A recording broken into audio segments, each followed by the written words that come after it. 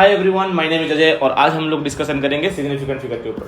तो significant figure होता क्या है, चलिए वो देख लेते हैं। Significant figure in the measure value of physical quantity tells the number of digits in which we have confidence. इसका मतलब क्या होता है, जैसे कि हमने एक आयरन रॉड है, इसका हमने लेंथ मेजर किया, तो इसका जो हमें लेंथ निकल के आया वो होता है 6.428 मीटर। यानी कि अब इसमें कुछ डिजिट्स हैं जो हमें पता है। अब इसी को और किसी ने मेजर किया था जिसको मिला था ये 4342 और एक ने मेजर किया था जिसको मिला था 6.44। पहली बात तो इसने जो मेजर किया है ये थोड़ा सा गलत है, यानी कि इसने अच्छे से मेजर नहीं किया। फिर इसने मेजर किया तो हमें जो निकल के आया वो आया 6.42 मीटर, और फिर हमने जब मेजर किया तो हमें मिला 6.428 मीटर। तो हमारा जो कैलकुलेशन है वो थोड़ा ज़्यादा एक्यूरेट है। एक्यूरेट क्यों है?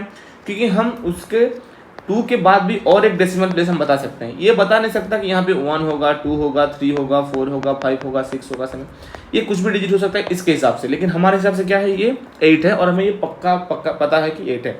तो जितने ज़्यादा सिग्निफिकेंट फिगर उतने ज़्यादा उसकी एक्यूरेसी बढ़ जाती है। तो इसको हम लोग लिख लेते हैं, सिग्निफिकेंट जितना ज़्यादा होगा एक्यूरेसी उतना ज़्यादा होगा।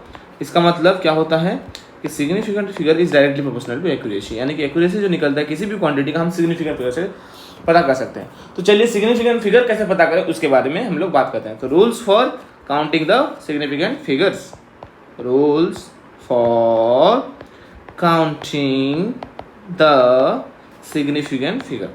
अब कुछ सेट ऑफ रूल्स हैं जिसको हम लोग पढ़ेंगे और सिग्निफिकेंट फिगर हम लोग पता करेंगे। तो सबसे पहला रूल है, all the non zero digits are significant. अब इसका मतलब होता क्या है?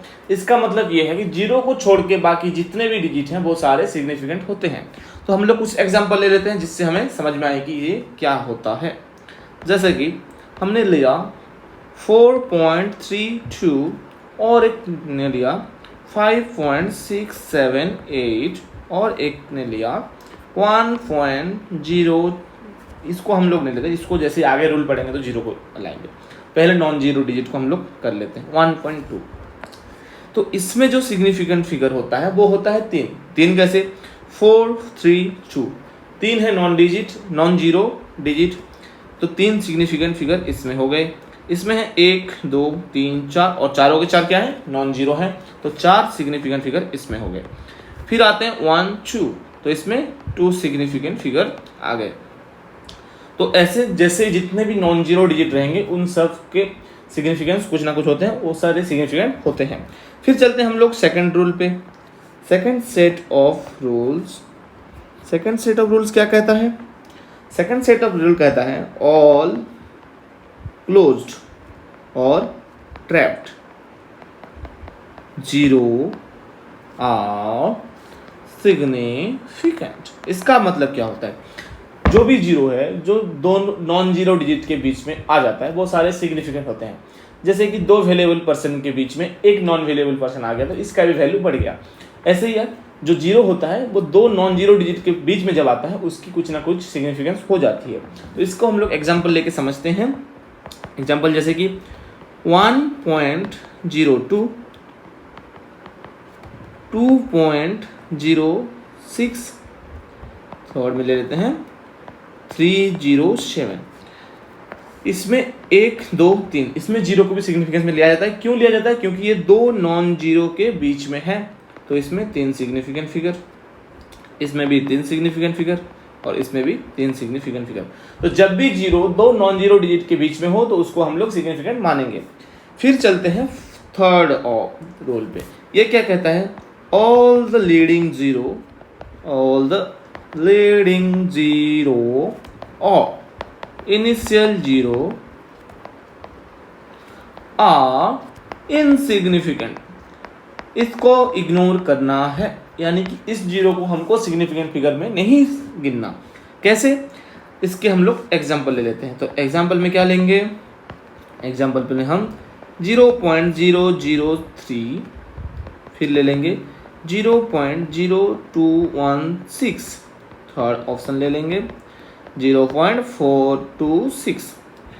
तो इसमें क्या होता है, ये है इनिशियल जीरो, ये भी उसके बाद इनिशियल जीरो, क्योंकि इनिशियल जीरो के बाद जितने भी जीरो लगते हैं वो सारे इनिशियल जीरो ही माने जाएंगे, यानी कि ये सारे लीडिंग जीरो हैं। तो इन सब का सिग्निफिकेंस कुछ भी नहीं होता, तो इस पे कितना सिग्निफिकेंट फिगर है 1। वैसे ही इन दोनों का कोई सिग्निफिकेंस नहीं है, तो इसमें कितना सिग्निफिकेंट 3। कैसे 3, 2 1 6, 10 सिग्निफिकेंट फिगर। फिर आता है ये, इसमें भी एक लीडिंग जीरो और बाकी सारे सिग्निफिकेंट, तो 3 सिग्निफिकेंट फिगर।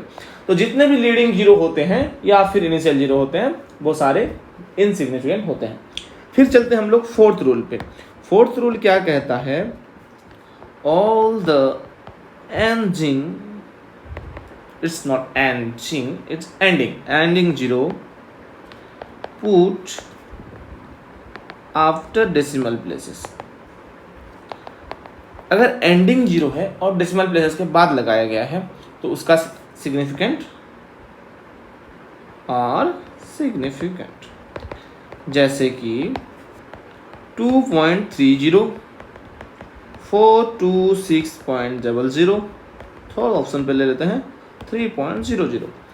तो इसमें क्या होता है, ये सारे एंडिंग जीरो हैं और सारे के सारे डेसिमल प्लेसेस के बाद में पुट किए गए हैं, तो इन सारे के कुछ ना कुछ सिग्निफिकेंस होंगे। तो इसमें कितना सिग्निफिकेंट फिर 1 2 3, 1 2 3 4 5, 1 2 3। तो इसमें 3 सिग्निफिकेंट फिगर, इसमें 5 सिग्निफिकेंट फिगर और इसमें 3 सिग्निफिकेंट फिगर। आपको सिग्निफिकेंट फिगर में ये चीज़ें याद रखनी है। पहली बात तो जो इनिशियल जीरो होता है वो सिग्निफिकेंट नहीं होता। फिर जो ट्रैप जीरो होता है यानी कि दो नॉन जीरो डिजिट के बीच में होता है वो सिग्निफिकेंट होता है। और अगर एंडिंग जीरो डेसिमल प्लेसेस के बाद में लगाया गया है तो वो भी सिग्निफिकेंट होता है। और इन सारी चीज़ों में बहुत सारे कन्फ्यूजन होते हैं, तो इन तीनों चीज़ को आप गांठ बांध के रख लें और याद कर लें कि जीरो जो इनिशियल होता है वो होता है इनसिग्निफिकेंट, जो ट्रैप होता है वो सिग्निफिकेंट, जो एंडिंग में अगर लगता है डेसिमल के बाद वो होता है सिग्निफिकेंट। फिर चलते हैं रूल नंबर 5 पे। रूल नंबर 5 क्या कहता है, एंडिंग जीरो विदाउट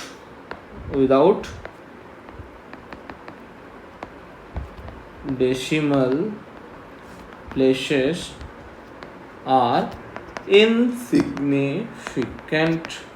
इसका मतलब क्या होता है, यानी कि जैसे कि एग्जांपल में लेके इसको समझ लेते हैं। 2 बिना डेसिमल के लिखना है 2600 4760 और एक ऑप्शन ले लेते हैं 300000000।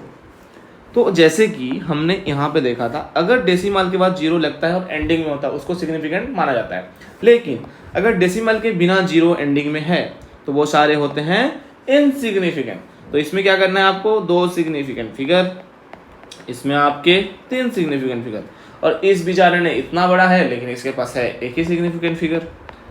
तो ये होता है 5 रूल। इसके बाद चलते हैं छठे रूल पे, order of magnitude is insignificant. अब आप बोलेंगे ये ऑर्डर ऑफ मैग्नीट्यूड कौन सा वाला है, तो जब हम लोग कभी कभी एक्सप्रेस करते हैं क्वांटिटी को 1.5 इंटू 10⁵ या फिर 2.7 इंटू 10⁸, तो ये जो होता है ये इसको कहते हैं ऑर्डर ऑफ मैग्नीट्यूड, और ये होता है इनसिग्निफिकेंट, इसको गिनना नहीं होता। तो इस क्वांटिटी में आपको क्या करना है, 2 सिग्निफिकेंट फिगर लिख लेने हैं, क्योंकि 1 और 5, और इसमें भी 2 सिग्निफिकेंट फिगर होते हैं। और एक बात है जो 7th रूल में आता है, ये कहता है कि प्योर नंबर या फिर constant have infinite significant figure. यानी कि एग्जांपल के तौर पे जो c का वैल्यू होता है वो होता है 3 इंटू 10⁸। वैसे तो अगर ये c बोल के दिया ना जाए और 3 इंटू 10⁸ बोला जाए तो इसमें कितना सिग्निफिकेंट फिगर होगा 1। लेकिन जब ये बोला जाए कि ये c है यानी कि स्पीड ऑफ लाइट है, तो इसमें जो सिग्निफिकेंट फिगर होंगे वो हो जाएंगे इनफाइनाइट सिग्निफिकेंट फिगर। तो ये एक अच्छा रूल है, इंपॉर्टेंट है, आपको याद रखना ये। फिर आता है 8वां रूल। 8वां रूल कहता क्या है, 8वां रूल ये कहता है कि अगर हमने किसी भी फिजिकल क्वांटिटी का यूनिट चेंज किया तो उसका सिग्निफिकेंट फिगर चेंज नहीं होगा। तो there will be no change no change in, इसमें सिग्निफिकेंट फिगर में, सिग्निफिकेंट फिगर अगर हमने यूनिट्स चेंज किया। थोड़ा सा हिंदी में लिख दिया। आप एक काम करिए, जब भी आप ये लेक्चर देख रहे होंगे आप साथों साथ इन सारे के नोट्स बनाते चलिए, ताकि आप जब क्वेश्चन करें तो आप इन नोट्स से रिवाइज करके क्वेश्चन कर सकते हैं। तो चलिए हम अपने क्वेश्चंस की तरफ चलते हैं और इसमें हम लोग अपने सिग्निफिकेंट फिगर निकालते हैं। तो पहला क्वेश्चन आता है 300। अगर जीरो बिना डेसिमल से अगर एंडिंग में लगता है तो वो इनसिग्निफिकेंट होता है। तो ये सारे इनसिग्निफिकेंट हैं। तो इसमें कितने सिग्निफिकेंट हुए? One significant figure. अगर जीरो दो नॉन जीरो डिजिट के में ट्रैप हो, यानी कि ये जैसे कि ये 3 जीरो ट्रैप हैं, तो ये होते हैं सिग्निफिकेंट, यानी कि ये 3 तो सिग्निफिकेंट हो ही गए और ये 2 सिग्निफिकेंट, तो टोटल हो गए 5 सिग्निफिकेंट फिगर। अगर जीरो डेसिमल के बाद लगता है तो वो सिग्निफिकेंट फिगर होता है, और 2 सिग्निफिकेंट फिगर के बीच में ये ट्रैप है तो ये भी हो जाएंगे सिग्निफिकेंट। तो टोटल हो जाएगा 5 सिग्निफिकेंट फिगर, 1 2 3 4 5। फिर आता है ये वाला क्वेश्चन। इसमें क्या है? 2 इनिशियल जीरो हैं जो कि नॉन सिग्निफिकेंट होते हैं, एक एंडिंग जीरो डेसिमल के बाद है तो सिग्निफिकेंट होता है, तो 2 सिग्निफिकेंट फिगर। फिर आता है ये क्वेश्चन जिसपे ये ट्रैप है, तो बेचारा ट्रैप हो गया है, तो 1 2 3 4 5, इसमें होता है 5 सिग्निफिकेंट फिगर। इसमें ऑर्डर ऑफ मैग्नीट्यूड का कोई वैल्यू नहीं होता, मतलब वैल्यू तो होता है लेकिन सिग्निफिकेंट फिगर नहीं होता।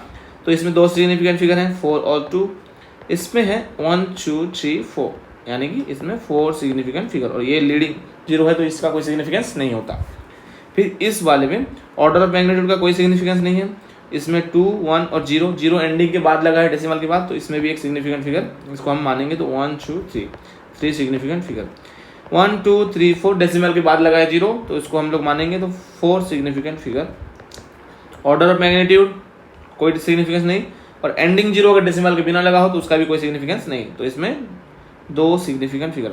तो ऐसे ही आपको क्वेश्चंस करने हैं और आपको 3 चीज़ें याद रखनी है। सब वो चीज़ें आपको बस याद ही रखनी है, वो है लीडिंग जीरो को इनसिग्निफिकेंट, ट्रैप जीरो सिग्निफिकेंट, और एंडिंग जीरो के डेसिमल के बाद लगे तो वो सिग्निफिकेंट, और बिना डेसिमल के बाद लगे तो वो इनसिग्निफिकेंट। ये अगर चीज़ें आपने याद रखी तो आपके क्वेश्चन बन जाएंगे। इनमें ही बाकी बच्चों को प्रॉब्लम होता है रूल्स फॉर राउंडिंग ऑफ। हम लोग कुछ रूल्स पढ़ेंगे इसके में, और अभी इसको हम 2 डिजिट तक राउंड ऑफ करेंगे, यानी कि 1 2 डिजिट तक राउंड ऑफ करेंगे। तो राउंड ऑफ होता क्या है? देखा होगा आपने, अपने मम्मी ने आपको कभी एक ग्रोसरी का सामान लेने के लिए भेजा होगा, आपने लेने गए तो आपने खरीदा 673 रुपीज़ का कुछ ग्रोसरी सामान। तो आप मम्मी को आके बताते हैं कि मैंने मम्मी 700 रुपये का सामान लिया था। तो आप जो ये अनजान में करते हैं इसी को कहते हैं राउंड अप, यानी क्लोजेस्ट नंबर के बीच में उसको कर लेना, इसको कहते हैं राउंड अप। तो वही चीज़ आप जो अनजान में करते हैं आप उसको रूल्स में पढ़ के करेंगे। तो क्या क्या रूल्स है वो कर लेते हैं। जैसे कि 2 डिजिट तक राउंड अप है, तो 2 डिजिट के बाद आपको नेक्स्ट डिजिट को चेक करना है। अगर वो 5 से छोटा है, यानी कि ये जो 2 है ये क्या 5 से छोटा है? तो आप सोचिए 2 5 से छोटा होता है क्या? तो हाँ होता है, बिल्कुल होता है। 2 होता है 5 से छोटा, यानी कि अगर 5 से छोटा है तो इस डिजिट में कोई चेंज नहीं आएगा, तो इसको हम लोग लिखेंगे 2.8। फिर आप चेक करेंगे, अगर आप चेक किए और आपको ये मिला 5 से बड़ा, यानी कि 7 5 से बड़ा होता है क्या? तो हाँ 7 5 से बड़ा होता है। तो इसमें क्या करेंगे, आप इस डिजिट को +1 कर लेंगे, यानी कि 2.9। फिर आप करेंगे चेक। फिर जब आप नेक्स्ट डिजिट चेक करने के तो वो 5 हुआ, यानी कि 5 = 5, यानी कि अब आपके दिमाग में चला तो अभी तो ना ये 5 से छोटा है ना तो 5 से बड़ा है, तो अब मैं करूँ तो करूँ क्या? तो आपको फिर क्या करना है, जब वो 5 निकली तो उसका नेक्स्ट डिजिट आपको चेक करना है। अगर नेक्स्ट डिजिट नॉन जीरो है तो आपको बिना सोचे समझे इसको एक डिजिट बढ़ा देना है, अगर नॉन जीरो है तो। अगर आप चेक करते हैं ये डिजिट और 5 निकलता है, अगर 5 निकले तो फिर से आपको क्या करना है, नेक्स्ट डिजिट चेक करना है, और नेक्स्ट डिजिट निकल जाए 0 तो आपको क्या करना है, 0 निकले तो आपको फिर से पीछे जाना है। पीछे कहाँ? यहाँ तक जाना है। इसको देखना है और बोलना है ये ऑड है या इवन है, ऑड है या इवन है। अगर इवन है तो रहने दो, अगर इवन है तो रहने दो, 2.8 रहने दो, +0 कर लो, इसमें कोई प्लस आपको करना नहीं है। अगर आपने चेक किया और नेक्स्ट वाला 5 निकला और उसके नेक्स्ट वाला 0 निकला, वही सेम केस, तो आपको फिर से पीछे जाना है और चेक करना है कि ऑड है या इवन है। तो ये निकला ऑड, तो आपको क्या करना है, +1, इसको आपको +1 करके 2.8 में लिखना है। तो ये सारी चीज़ें होती हैं रूल्स फॉर राउंडिंग अप। तो क्या होता है राउंडिंग अप? अगर कोई डिजिट 5 से छोटा हो, अगर नेक्स्ट डिजिट, तो उसको रहने दो। अगर 5 से बड़ा है तो उसको +1 करो। अगर वो 5 ही है तो उसके नेक्स्ट डिजिट चेक करो। अगर वो डिजिट नॉन जीरो है तो उसको +1 कर दो। अगर जीरो है तो इवन है चेक करो। अगर इवन है तो इवन ही रहने दो। अगर ऑड है तो उसको +1 करके इवन कर दो। ये होते हैं 5 रूल राउंड ऑफ के, और आपको ऐसे ही राउंड ऑफ के क्वेश्चंस करने रहते हैं। तो चलिए हम लोग करते हैं राउंड ऑफ के क्वेश्चंस। राउंड ऑफ के क्वेश्चन कैसे करेंगे? सबसे पहला क्वेश्चन है राउंड ऑफ टू। इसमें भी 2 सिग्निफिकेंट फिगर तक हमको करना है, यानी कि हमको कहाँ तक राउंड ऑफ करना है? यहाँ तक राउंड ऑफ करना है। तो चलिए हम लोग कर लेते हैं। हमने नेक्स्ट डिजिट चेक किया, नेक्स्ट डिजिट निकला 5। फिर हमने उसके नेक्स्ट डिजिट चेक किया, वो निकला नॉन जीरो, तो हमने इसको +1 कर दिया, यानी कि 4.4।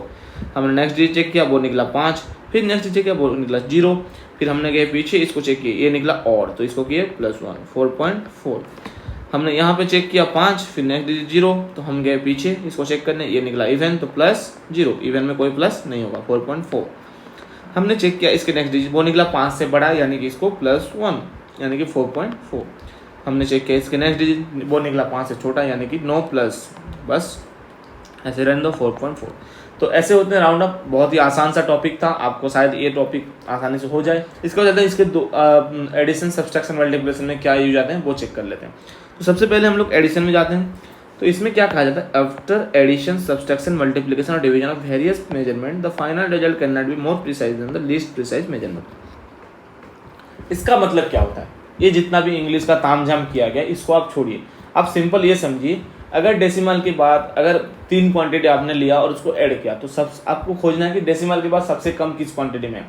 अगर एक क्वांटिटी में सबसे कम है तो उसी को आप फाइनल रिजल्ट में आपको लाना है। तो कैसे लाना है वो मैं आपको बताता हूँ। चलिए, जैसे कि इसको हमने एडिशन किया, क्या क्या है? 33.3, 3.11, 0.313, 3, 1 on 2, 3 से 6 on 7, ये हो गया फिर से 6, 36.723। अब यहाँ पे देखो, डेसिमल के बाद 2 हैं, डेसिमल के बाद 3 है, डेसिमल के बाद 1 है, 1, 2, 3, इनमें से लोएस्ट ये है। तो इसमें भी डेसिमल के बाद होने चाहिए 1, यानी कि इसको हमको राउंड अप करना है। तो हम लोग चलिए राउंड अप करते हैं। राउंड अप कैसे करेंगे? इसके नेक्स्ट डिजिट चेक करेंगे, वो क्या है? 2 से, 2 क्या है? 5 से छोटा होता है, यानी कि इस डिजिट को वैसे ही रहने दें, तो ये होता है उसका फाइनल रिजल्ट। तो अब आपको समझ में आया कि राउंड अप क्यों करते हैं। फिर चलते हैं नेक्स्ट क्वेश्चन पे।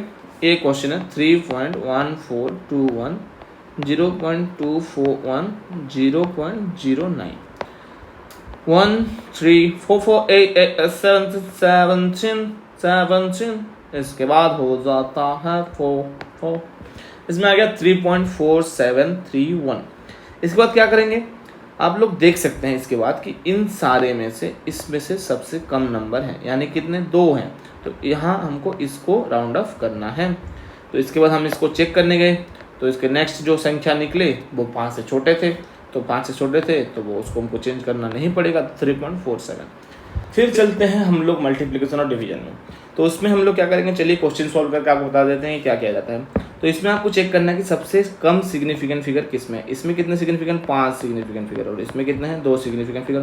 तो जो फाइनल रिजल्ट बने उसमें भी 2 सिग्निफिकेंट फिगर रहने चाहिए। यहाँ पे वो डेसिमल वाला कॉन्सेप्ट नहीं लगेगा, यहाँ पे आप सिग्निफिकेंट फिगर वाला कॉन्सेप्ट लगाएंगे। तो चलिए कर लेते हैं इसको। 142.06 इंटू 0.23, थोड़ा सा कैलकुलेटर का मदद ले लेते हैं। कैलकुलेटर 36.6738। तो ये अब निकला। तो इस क्वांटिटी में 2 सिग्निफिकेंट फिगर होने चाहिए, इस क्वांटिटी में 2 सिग्निफिकेंट फिगर होने चाहिए, यानी कि ये दोनों ही होने चाहिए। तो हम लोग करते हैं इसके बाद वाला चेक। तो ये होता है 6 क्या होता है? 5 से बड़ा होता है, यानी कि इसको क्या जाएगा? +1, यानी कि 37 हो जाएगा इसका आंसर। फिर चलते हैं नेक्स्ट क्वेश्चन पे। नेक्स्ट क्वेश्चन क्या कहता है? 0.30 डिवाइडेड बाई 4.26। इसको भी हम लोग कैलकुलेटर से कर लेते हैं, 0.21126। अब इसमें क्या है? इसमें कितने सिग्निफिकेंट फिगर? 2 सिग्निफिकेंट फिगर, और इसमें कितने हैं? 3 सिग्निफिकेंट फिगर। तो इनमें भी कितने होने चाहिए? 2 सिग्निफिकेंट फिगर। तो 2 सिग्निफिकेंट फिगर कैसे आएंगे? जब हम इसको राउंड अप करेंगे, क्योंकि इतने में ही 2 सिग्निफिकेंट फिगर बन जाते हैं। तो इसको हम जैसे ही राउंड अप करेंगे तो इसके नेक्स्ट वाला चेक करेंगे। तो नेक्स्ट क्या है? 1 है, यानी कि 5 से छोटा है, यानी कि कोई एडिशन नहीं होगा, कुछ भी नहीं होगा तो 0.21 ही आंसर रहेगा। तो जो फाइनल रिजल्ट में होना चाहिए वो होना चाहिए जो इसके लिस्ट मतलब इसके जितने भी मतलब इसमें जितना लिस्ट हो सिग्निफिकेंट उसमें भी उतना आना चाहिए, इसमें भी उतना आना चाहिए। ये होता है डिवीजन मल्टीप्लिकेशन का रूल। और इसमें क्या होता है, एडिशन सब्सट्रैक्शन में डेसिमल प्लेसेस के बाद जितने नंबर हैं उतने नंबर आपको इस यहाँ पे लाने होते हैं। इसके बाद चलते हैं एरर एनालिसिस पे। एरर एनालिसिस होता क्या है, जैसे कि मैंने आपको ये पेंसिल दिया, मैंने बोला इसका आप लेंथ मेजर कीजिए। आप इसका लेंथ मेजर करने गए तो आपको मिला इसका लेंथ कुछ 15 cm। जैसे ही मैंने चेक किया मेरे को मिला 15.2 cm। और कोई चंगू मंगू नंगू जो भी था उसको हमने दिया, वो किया 15.3 cm। तो ऐसे जो मेजरमेंट करते हैं तो कोई भी मेजरमेंट एक्यूरेट नहीं होता।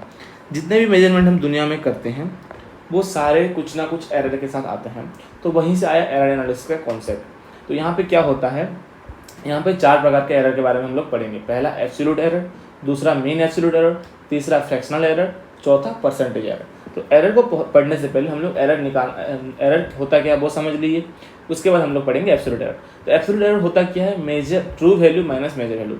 अब ट्रू वैल्यू कैसे होता है, अगर हर किसी कैलकुलेशन आपका रॉन्ग हो रहा है, मतलब कुछ ना कुछ एरर आ ही रहा है, तो ट्रू वैल्यू हम लाए कहाँ से, तो ट्रू वैल्यू कैसे लिया जाता है वो आपको मैं बताता हूँ। तो जैसे कि हमने कुछ कैलकुलेशन किया, तो हमने पहला कैलकुलेशन A1 लिया, दूसरा कैलकुलेशन A2 लिया, तीसरा कैलकुलेशन A3 लिया, चौथा कैलकुलेशन A4 लिया, फिर पांचवा A4, ऐसे ऐसे हमने AN तक कैलकुलेट किए। किसी भी चीज़ का लेंथ हम लोग कैलकुलेट कर रहे हैं, ऐसे आप लोग मान लीजिए। तो इसका जो ट्रू वैल्यू है वो कैसे आएगा, वो आएगा इन सब के एरिथमेटिक मीन, यानी कि इन सारे को ऐड करके जो मीन आप लोग लाएंगे बाय n, वो होता है ट्रू वैल्यू। तो इससे हम लोग फिर एब्सोल्यूट एरर निकालेंगे। तो एब्सोल्यूट एरर कैसे निकालेंगे वो आप लोग देखते हैं। तो एब्सोल्यूट एरर होता क्या है, एब्सोल्यूट एरर होता है मैग्नीट्यूड, आप ध्यान से रखिए मैग्नीट्यूड बोल रहा हूँ मैं, magnitude of difference between true value minus observe value. इसका मतलब क्या होता है, ये हो गया ट्रू वैल्यू और ये सारे हो गए ऑब्जर्व वैल्यू। तो जैसे कि हम लोग डेल्टा A1 निकालेंगे, यानी कि पहला एब्सोल्यूट एरर निकालेंगे, वो निकालेंगे, इसका नाम हम लोग दे देते हैं AM, यानी कि AM माइनस A1 का मॉड। फिर हम लोग दूसरा निकालेंगे delta A2, AM minus A2। फिर तीसरा निकालेंगे डेल्टा A3 जिसका होगा AM minus A3। Delta AN ऐसे निकालेंगे AM माइनस AN, इन सारे का मॉड। और ये सारे एरर आएंगे पॉजिटिव में क्योंकि इन सारे का हमने मॉड ले रखा है, यानी कि मैग्नीट्यूड ले रखा है। और ये सारे एक इंडिविजुअल एब्सोल्यूट एरर हैं, हर किसी मेजरमेंट में एक एक एरर। जो एरर होता है वो कैसे होता है, true value minus observe value, true value जो निकाले हम माइनस ऑब्जर्व वैल्यू। तो ऐसे करके आपको एब्सोल्यूट एरर निकालना रहता है। इसके बाद चलते हैं मीन एब्सोल्यूट एरर क्या होता है। इसके नाम से ही आप समझ रहे हैं कि मीन, यानी कि सारे एब्सोल्यूट एरर को मिला दो डिवाइडेड बाय n। तो चलिए कर लेते हैं वही चीज़। इसको हम लोग डिनोट करते हैं डेल्टा A बार में, और इसका जो वैल्यू है वो delta A1 plus delta A2 plus delta A3 dot delta AN by n। ये होता है मीन एब्सोल्यूट एरर, यानी कि इन सारे एरर का एरिथमेटिक मीन। फिर आता है फ्रैक्शनल एरर। फ्रैक्शनल एरर क्या होता है, फ्रैक्शनल एरर होता है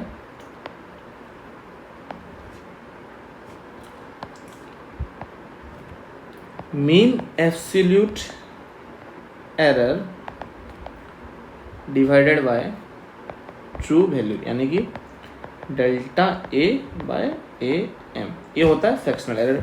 फिर आता है परसेंटेज एरर, यानी कि ये क्या होता है, mean absolute error by true value into 100, यानी कि delta A bar by AM into 100, या फिर इसको हम लोग लिख सकते हैं फ्रैक्शनल एरर इंटू 100। तो ऐसे हम लोग 4 एरर के बारे में पता कर लिए। एरर आता कैसे, एरर क्यों आता है वो भी हम लोग जान लिए, और कितने प्रकार के एरर होते हैं हम लोग जान लिए। तो इसके ऊपर हम लोग एक क्वेश्चन करते हैं। चलिए इस क्वेश्चन से हम लोग फिर से ये कॉन्सेप्ट को फिर से चमकाते हैं। Repeated observation in an experiment gave the value 4.2, 4.4, 4.5, 4.3 and 4.6। Calculate mean value यानी कि ट्रू वैल्यू निकालने के लिए बोला गया है। Absolute error, mean absolute error, fractional error, error जितने हम लोग पढ़े थे वो सारे चीज़ इस पर आपको निकालने हैं। पहले निकाल लेते हैं ट्रू वैल्यू यानी कि मीन वैल्यू, जिसका नाम अलग नाम ट्रू वैल्यू भी होता है। इसको कैसे निकालें, इसको मैंने आपको बताया था कि सब सारे जितने भी मेजरमेंट होते हैं उन सारे को एक एरिथमेटिक मीन लेना है, यानी कि 4.2 plus 4.4 plus 4.5 plus 4.3 plus 4.6 by 1 2 3 4 5 यानी कि 5 नंबर यानी कि डिवाइड बाय 5 यानी कि 22/5 यानी कि 4.4। तो हमारा ट्रू वैल्यू मिल गया। अब हम चलेंगे एब्सोल्यूट एरर निकालने के लिए। तो सबसे पहले निकालेंगे एब्सोल्यूट एरर। एब्सोल्यूट एरर कहाँ है? एब्सोल्यूट एरर कैसे निकालेंगे? डेल्टा A1 निकलेगा AM माइनस A1 जो कि होता है 4.4 माइनस 4.2 यानी कि 0.2। फिर आता है डेल्टा A2 यानी कि AM माइनस A2 यानी कि 4.4 माइनस 4.4 यानी कि 0.0। फिर आता है delta A3 AM minus A3 जो होता है 4.4 माइनस 4.5 यानी कि 0.1। फिर आता है डेल्टा A4 जो कि AM माइनस A4 जो कि 4.4 माइनस 4.3 यानी कि 0.1। फिर आता है डेल्टा A5 यानी कि AM माइनस A5 यानी कि 4.4 माइनस 4.6 यानी कि 0.2। तो ये सारे हमने एब्सोल्यूट एरर निकाल लिए। इसके बाद मीन एब्सोल्यूट एरर निकालेंगे। मीन एब्सोल्यूट एरर कैसे निकालेंगे? मीन एब्सोल्यूट एरर निकालेंगे सारे एरर को ऐड करके, यानी कि 0.2 plus 0.0 plus 0.1 plus 0.1 plus 0.2 divided by 5, क्योंकि 5 मेजरमेंट थे, 1 2 3 4 5। आपको 0.0 को भी कंसिडर करना है क्योंककि आपको यहाँ पे अरिथमेटिक मीन निकालना है, तो उसका भी आपको यहाँ पे ऐड करना पड़ेगा। फिर आता है इसका एडिशन 0.6/5 यानी कि 0.12 जो इसका आंसर निकल के आ गया वो हो गया ये। फिर आता है फ्रैक्शनल एरर। फ्रैक्शनल एरर कैसे निकालेंगे? Fractional error equals to delta A bar by AM यानी कि 0.12/4.4। फिर आता है परसेंटेज एरर। परसेंटेज एरर कैसे निकालते हैं? फ्रैक्शनल एरर इंटू 100 यानी कि 0.12/4.4 इंटू 100 जो कि 12/4.44। इसको आप लोग कैलकुलेट करके निकाल सकते हैं। इसके बाद चलिए करते हैं प्रोपागेशन ऑफ एरर, यानी कि ये क्या होता है? Addition, subtraction, propagation. और एरर में क्या आएगा? एडिशन, सब्सट्रैक्शन, मल्टीप्लिकेशन या डिवीजन। जैसे कि आपको एक क्वांटिटी, इसको हम एक एग्जांपल से समझते हैं। पहले हम लोग एडिशन समझते हैं और एक एग्जांपल लेते हैं। जैसे कि मैंने आपको क्वांटिटी दिया A equals to 10 plus minus 0.1, B equals to 20 0 plus 0.2। आपको मैंने बोला A प्लस बी निकालो, तो आप क्या करेंगे? A प्लस बी करेंगे। तो A प्लस बी कैसे करेंगे? पहले आप इसकी नॉर्मल वैल्यू को ऐड करेंगे 10 प्लस 20। A प्लस बी को हम लोग C मान लेते हैं, तो C में 10 30। और इसमें जो एरर है वो भी आपका ऐड होगा। कैसे ऐड होगा? जो प्लस माइनस 0.1 प्लस 0.2 है, यानी कि टोटल मेजरमेंट में जो एरर आएगा वो दोनों का एरर मिला के आएगा। यानी कि आप खुद समझ सकते हैं कि जब आप किसी चीज़ का डिफेक्ट आप मेजर ऑलरेडी कर रहे हैं, यानी कि इसका आपने मेजर किया लेंथ, इसका आपने मेजर किया, तो इसमें कुछ एरर है, इसमें कुछ एरर है, तो जब आप फाइनल मेजरमेंट करेंगे तो उसमें एरर ऐड ही होने चाहिए, क्योंकि एरर तो घटेगा नहीं, एरर हमेशा ऐड होता है। फिर आते हैं सब्सट्रैक्शन में। सब्सट्रैक्शन के केस में क्या होगा? यहाँ पे भी हम दो एग्जांपल ले लेते हैं। A equals to 10 plus minus 0.1, B equals to 20 plus minus 0.2। तो आपको C निकालना है A माइनस बी। तो इसमें क्या करेंगे? पहले तो A माइनस बी करेंगे, इसमें आपको B माइनस A कर लेते हैं क्योंकि नेगेटिव में ना जाए, तो आप B माइनस A कर लें। तो 20 माइनस 10 आपको क्या मिलेगा? 10 मिलेगा। प्लस माइनस जो एरर होगा वो होगा ऐड, यानी कि 0.2 प्लस 0.3 यानी कि 10 प्लस माइनस 0.3। यानी कि एरर कभी भी सब्सट्रैक्ट नहीं होते, वो हमेशा ऐड होते हैं। क्यों ऐड होते हैं? क्योंकि अगर इसमें कुछ डिफेक्ट है और इसमें कुछ डिफेक्ट है, जो फाइनल में डिफेक्ट होगा वो ज़्यादा ही होगा, कम कभी नहीं हो सकता डिफेक्ट। तो वही उसी कॉन्सेप्ट को आप फील करके ले सकते हैं कि कभी भी एरर सब्सट्रैक्ट नहीं होते, बस ऐड होते हैं। फिर चलते हैं मल्टीप्लिकेशन की ओर। मल्टीप्लिकेशन और डिवीजन का एक ही फॉर्मूला होता है। क्या होता है? मल्टीप्लिकेशन और डिवीजन का एक ही फॉर्मूला होता है। जैसे कि एक क्वांटिटी है डेल एक्स, एक क्वांटिटी है एक्स जिसका वैल्यू होता है ए इंटू बी। तो हमको इसके अंदर एरर निकालना, तो del X by A equal del A by A plus del B by B, यानी कि फ्रैक्शनल एरर को ऐड होगा। और जब ये डिवीजन पे आएगा तो उसमें भी क्या होगा? Del X by X equals to del A by A minus del B by B. ये आप सोच रहे होंगे लेकिन माइनस नहीं होगा, वहाँ पे भी एरर ऐड होगा, क्योंकि एरर कभी भी सब्सट्रैक्ट नहीं होते, जब वो डिवीजन हो या फिर सब्सट्रैक्शन के केस में हो, लेकिन एरर हमेशा ऐड ही होंगे। और जब मल्टीप्लिकेशन और डिवीजन का केस हो जाए उसमें फ्रैक्शनल एरर को हम लोग मान लेते हैं। और जब मतलब किसी भी इसमें हो जाए सब्सट्रैक्शन एडिशन, उसमें हम लोग एब्सोल्यूट एरर को डायरेक्टली ऐड कर सकते हैं, और इसमें हमको फ्रैक्शनल एरर को ऐड करना रहता है। अगर किसी क्वांटिटी में कुछ पावर से दिया गया, जैसे कि एक quantity X equals to A to the power P B to the power Q divide by C to the power P Q R, तो इसमें जो फ्रैक्शनल एरर आएगा डेल एक्स बाई एक्स, वो पहले होगा पावर आ जाएगा कोफिशिएंट, इसमें multiplication हो जाएगा del A by A plus ये मल्टीप्लिकेशन हो जाएगा क्यू, फिर del B by B plus or multiplication del C by C. आप ऐसे मत सोचना कि नीचे है इसलिए वो माइनस हो जाएगा, नहीं, एरर हमेशा ऐड ही होगा। और ये जो ऊपर के पावर हैं वो इन सारे के कोफिशिएंट बन जाएंगे। तो ये चीज़ें आपको याद रखनी है, और इसके ऊपर बहुत से सारे क्वेश्चन आते हैं, और नीट के प्रीवियस ईयर क्वेश्चन में तो भरे पड़े हैं ऐसे क्वेश्चन जहाँ पे यही फॉर्मूले यूज होंगे। इसके बाद चलते हैं क्वेश्चन में। तो ये रहा question, the initial and the final temperature of water as recorded by an observer are 40.6 plus minus 0.2 degree Celsius and 78.3 plus minus 0.3 degree पर सेल्सियस। ये जो होता है ये एब्सोल्यूट एरर होता है, ये होता है वैल्यू, ऑब्जर्व वैल्यू। तो चलिए हम लोग निकाल लेते हैं।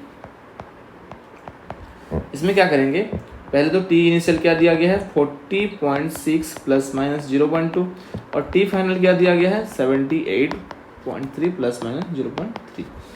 तो जो डेल्टा टी निकलेगा यानी कि rise in temperature, T final minus T initial, यानी कि 78.3 40.6 माइनस क्या जाएगा प्लस माइनस 0.2 प्लस 0.3, क्योंकि एरर हमेशा ऐड होते हैं तो हमेशा इसको ऐड करेंगे हम लोग।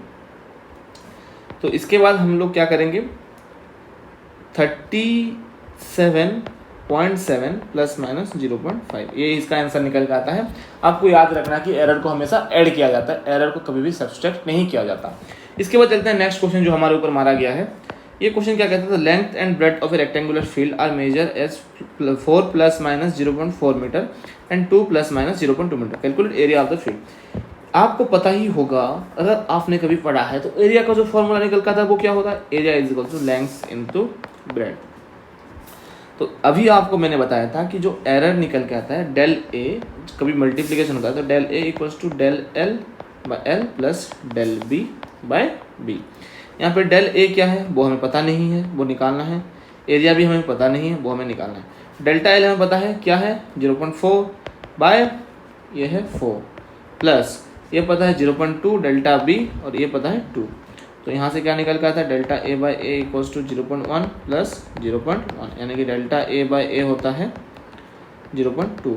और जो एरिया निकल का था वो होता है लेंथ इंटू ब्रेड्थ। बिना एरर के अगर एरिया हम लोग निकालेंगे तो वो होता है 4 इंटू 2, यानी कि एरिया निकल के आता है 8। तो यहाँ पे हम लोग कर सकते हैं delta A equals to 0.2 into A, यानी कि 0.2 इंटू 8, यानी कि 0.2 इंटू 8 मतलब 1.6। तो टोटल जो एरिया आएगा विद एरर वो 8 प्लस माइनस 1.6। थोड़ा सा कॉम्प्लेक्स था क्वेश्चन, लेकिन कोई इसमें मुश्किल नहीं है। पहले आपको क्या करना है, एरिया विदाउट एरर निकाल लेना है, फिर आपको डेल्टा ए निकालना है, और जो टोटल मेजरमेंट में है वो एरर को आपको निकल लेना है। ऐसे आपको ये क्वेश्चन सॉल्व करना रहता है। इसके बाद चलते हैं नेक्स्ट क्वेश्चन जो हमारे ऊपर फिर से फेंक के मारा गया है। वो क्या क्वेश्चन है, if the error in the measurement of radius of sphere is 2%, then the error in the determination of volume of the sphere will be. बहुत ही आसान सा क्वेश्चन है।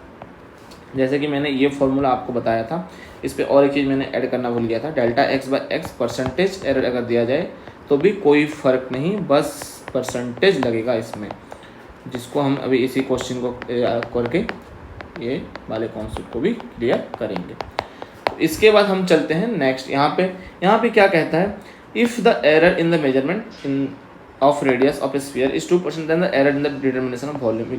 आपको वॉल्यूम का फॉर्मूला पता है, v equals to 4/3 pi R cube, यानी कि डेल वी बाई वी जो होगा वो होगा 3 into del R by R. अब आप बोलेंगे डेल पाई बाय पाई क्यों नहीं, क्योंकि ये सारे कांस्टेंट है, तो कांस्टेंट का कोई एरर में कोई मेजरमेंट नहीं होता, तो इनको हम लोग इग्नोर कर सकते हैं।